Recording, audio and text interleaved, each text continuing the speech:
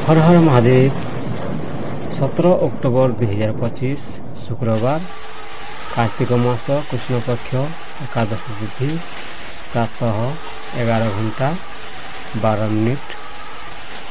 तापरे द्वादशी आरंभ। शुभ समय अभिजित मुहूर्त प्रातः 11:45 मिनिट रु 12 घंटा 35 मिनिट। विजय मुहूर्त दिन 2 घंटा 15 मिनिट रु 3 घंटा 10 मिनिट। अमृत काल प्रातः 11 घंटा 25 मिनिट रु 1 घंटा 6 मिनिट। ब्रह्म मुहूर्त दिन 4 घंटा 52 मिनिट रु 5 घंटा 40 मिनिट। अशुभ समय राहु काल प्रातः 10 घंटा 30 मिनिट रु 12 घंटा। जमगंड अपराह्न 3 घंटा 30 मिनिट रु 5 घंटा। गुलिका काल प्रातः 7 घंटा 30 मिनिट रु 9 घंटा। सूर्योदय और सूर्यास्त। सूर्योदय प्रातः 5 घंटा 53 मिनिट। सूर्यास्त संध्या 5 घंटा 30 मिनिट। चंद्र सूचना। चंद्रास्त संध्या 8 घंटा 15 मिनिट। चंद्रोदय प्रभात 9 घंटा 42 मिनिट। मेष राशि। आज आपणक पई नुआ आरंभ दिन। कामरे सफलता मिलिब। धन लाभ संभावना रही। अति आत्मविश्वास रखंतुनि। अनावश्यक झगड़े जीवेनि। दिगजोगिनी आपणकर पूर्व दिग शुभ अच्छी। प्रतिकार हनुमान चालीसा पाठ करंतु। सतर्कता बड़ विनियोग रोकंतु। वृष राशि। पारिवारिक मामलारे सतर्क रहंतु। धैर्य हराइबेनि। खर्च वृद्धि हेबार संभावना। धन खर्च बेसी हेई पारे। अपचय रखंतु। दिगजोगिनी आपणकर दक्षिण दिग शुभ अच्छी। प्रतिकार लक्ष्मी मांक धूप दियंतु। सतर्कता भोजन रे संयम रखंतु। मिथुन राशि। मित्र मानक सह सुमधुर संपर्क रहिबो। नुआ योजना सफल हेबो। स्वास्थ्य भल। अजणा लोकंकु भरोसा न करंतु। दिगजोगिनी आपणकर उत्तर दिग शुभ अछि। प्रतिकार विष्णुक नाम जप करंतु। सतर्कता यात्रा समय रे सतर्क होंतु। कर्कट राशि। कार्यस्थल रे परिश्रम मूल्य पाइबो। भावना उपरे नियंत्रण रखंतु। दिगजोगिनी आपणकर पश्चिम दिग शुभ अछि। प्रतिकार शिव मंदिर रे दूध अभिषेक करंतु।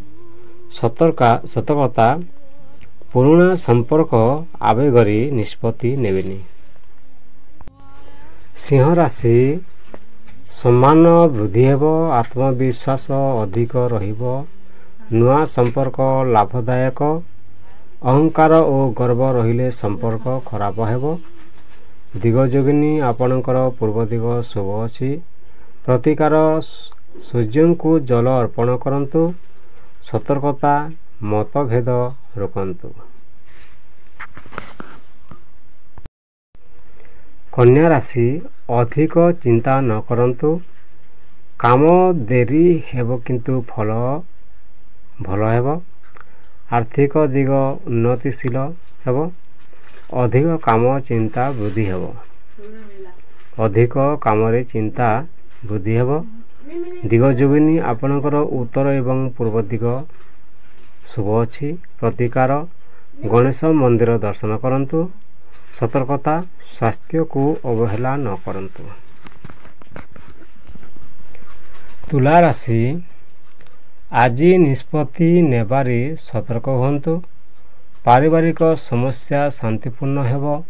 निष्पत्ति नेबा पूर्वरु भल भाबिबे। दिगजोगिनी आपणकर पश्चिम दिग शुभ अछि। प्रतिकार ଦୁର୍ଗା ମାଙ୍କୁ ଲାଲ ଫୁଲ ଅର୍ପଣ କରନ୍ତୁ। ସତର୍କତା, ଅନ୍ୟଙ୍କ କଥାରେ ଅତି ଶୀଘ୍ର ଭରସା ନ କରନ୍ତୁ।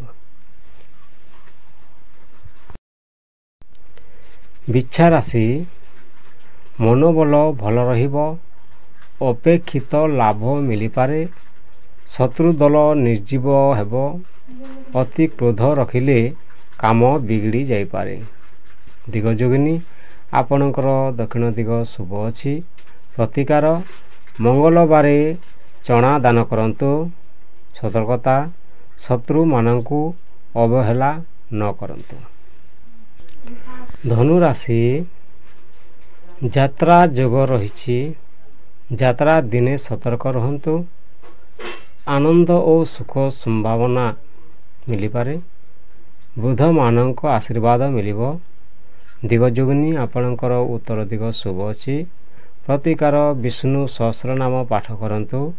ସତର୍କତା, ଗୁପ୍ତ ଶତ୍ରୁ ହାନି କରିପାରନ୍ତି। ମକର ରାଶି, କାମରେ ଅନୁଶାସନ ରଖନ୍ତୁ। ଧନ ସଞ୍ଚୟ ହେବ। ପରିବାରରେ ଶାନ୍ତି ମିଳିବ। କାମରେ ଅତି ଚାପ ନେବେନି। ଦିଗ ଯୋଗିନୀ, ଆପଣଙ୍କର ପୂର୍ବ ଦିଗ ଶୁଭ ଅଛି। ପ୍ରତିକାର, ଶନିଦେବଙ୍କ ମନ୍ଦିର ଯାଇ ତେଲ ଦାନ କରନ୍ତୁ। ସତର୍କତା, ବିଳମ୍ବ ହେଲେ ଧୈର୍ଯ୍ୟ ରଖନ୍ତୁ। କୁମ୍ଭ ରାଶି, ନୂଆ ସୁଯୋଗ ଆସିପାରେ। ସହକର୍ମୀଙ୍କ ସହ ମିଳିତ ଭାବେ କାମ କରନ୍ତୁ। ନିଜ ମତ ଉପରେ ଜୋର ଦିଅନ୍ତୁନି। ଦିଗ ଯୋଗିନୀ, ଆପଣଙ୍କର ଉତ୍ତର ଏବଂ ପଶ୍ଚିମ ଦିଗ ଶୁଭ ଅଛି। ପ୍ରତିକାର, ଶିବଙ୍କ ନାମ ଜପ କରନ୍ତୁ। ସତର୍କତା, ବିତର୍କ ରୋକନ୍ତୁ। ମୀନ ରାଶି, ଆଜି ଧନ, ପ୍ରେମ ଓ ସ୍ୱାସ୍ଥ୍ୟ ଭଲ ରହିବ।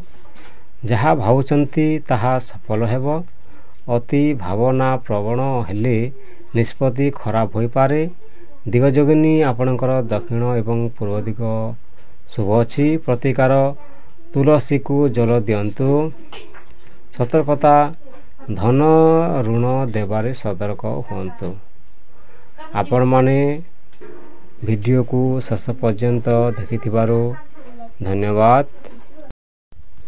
ହର ହର ମହାଦେବ। ବନ୍ଦେ ମାତରମ୍।